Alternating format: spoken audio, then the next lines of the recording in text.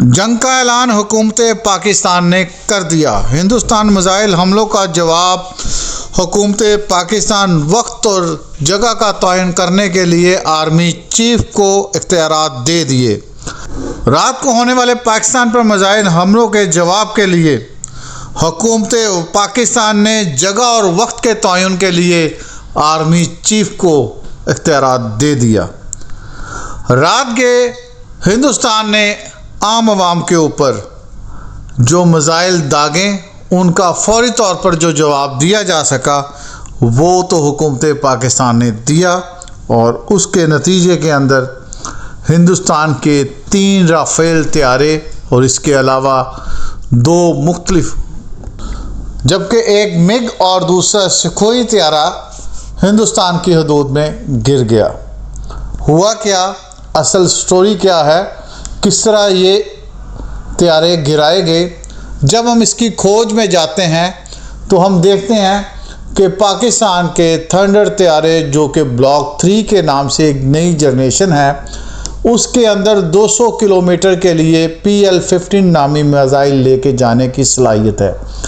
اس missile کو جب چھوڑا جاتا ہے تو یہ 200 کلومیٹر تک اپنے ہدف کا پیچھا کرتا ہے، اور اس کے ساتھ ساتھ اس کے اندر جو اگلی کوالٹی وہ یہ ہے کہ زمین کے اوپر ڈیٹا بیس سسٹم کے تھرو اس کی کوآرڈینیشن اور اس کو پراپر گائیڈ کیا جاتا ہے۔ تو یہ ہندوستان کے جو طیارے ہم نے گرائے، اس سے مراد یہ ہے کہ ہمارے ایئر ڈیفنس کو یہ بات کا علم تھا کہ ہندوستانی طیارے اس وقت پاکستان کی حدود کراس کرنے کے لیے آ رہے ہیں، اور انہیں پاکستانی حدود کراس کرنے سے پہلے گرا دیا گیا۔ یہ فتح ہوتی ہے، یہ مقابلہ ہوتا ہے، یہ جیت ہوتی ہے۔ اب ہم چلتے ہیں رافیل طیارے اور تھنڈر 70 بلاک 3 کی کمپیریزن کی طرف۔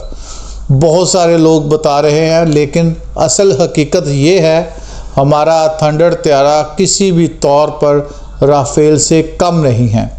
رافیل بظاہر تو 4.5 جنریشن کا طیارہ ہے، لیکن جو بلاک 3 ہمارے تھنڈر طیارے ہیں وہ 4+ جنریشن کہلاتے ہیں۔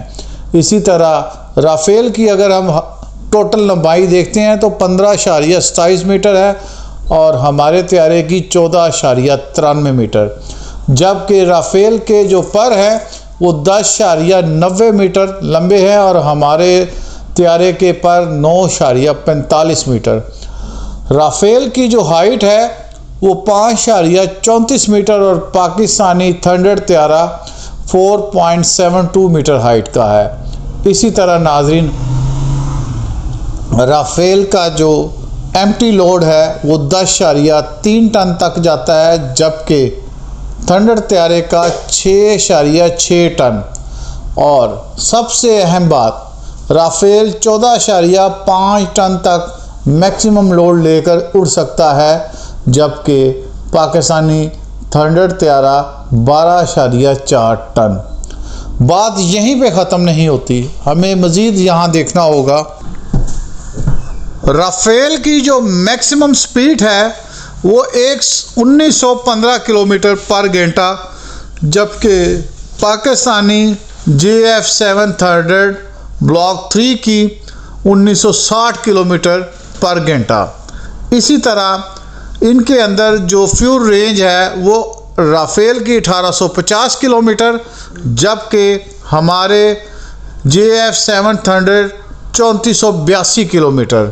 اور اگر ہم دیکھتے ہیں تو رافیل جو ہے 16,900 میٹر ہائٹ تک پرواز کر سکتا ہے، اور اس کے مقابلے میں تھنڈر طیارہ 16,700 میٹر ہائٹ تک جا سکتا ہے۔ ناظرین، بات یہاں پر بھی ختم نہیں ہوتی۔ رافیل طیارہ فرانس کے اندر تیار ہوتا ہے، اور یہ 1986 کے ورژن اس کے اوپر چل رہے ہیں، اور اس کی قیمت اب $74 ملین ہے، جبکہ ہمارے تھنڈر طیارے پاکستان اور چائنا کی مشترکہ کاوشوں سے تیار ہوئے ہیں، اور 2007 میں اس کی فرسٹ پروڈکشن مارکیٹ میں آئی تھی، اور اس کی جو قیمت ہے وہ 25 سے 32 ملین ڈالر ہے۔ بات ہم پھر اور لے کے چلتے ہیں، جب ہم کہتے ہیں کہ ہماری فضائیہ ہمیں رات کی سکون کی نیندیں سونے کے لیے کافی ہیں، تو چیزوں کو دیکھنا ہوتا ہے، اس کے پیچھے سائنٹیفک جو آلات ہیں، سسٹم ہے، ہمارے نیویگیشن سسٹم ہے، ہمارا ریڈار سسٹم ہے، وہ کیا ہے۔ تو آپ اگر دیکھیں تو رافیل کے اندر جو ہماری مشین گن ہے وہ 30 mm کی ہیں اور 14 ہول کی وہ گن ہے، جبکہ ہمارے JS700 کے اندر وہ 7 ہول کی گن ہے اور 23 mm کی ہے۔ نہ صرف رافیل ARRY یا AESA ریڈار سسٹم سے لیس ہے جو جدید ترین ٹیکنالوجی ہے، لیکن اس کے مقابلے میں ہمارا بلاک 3 AESA ریڈار KLI-7A سے منسلک ہے۔ اور ہمارے تھنڈر طیارے کے جو ہیلمٹ ہے اس کے اندر جدید قسم کی ٹیکنالوجی ہے جو اسے LCD پرووائڈ کرتے ہیں، جو اسے ساؤنڈ سسٹم پرووائڈ کرتے ہیں، جو اسے زمین پر موجود ڈیٹا بیس سسٹم کے تھرو ساتھ میں گائیڈ لائن دیتے ہیں۔ یہ تمام سسٹم JF-17 کے اندر موجود ہے۔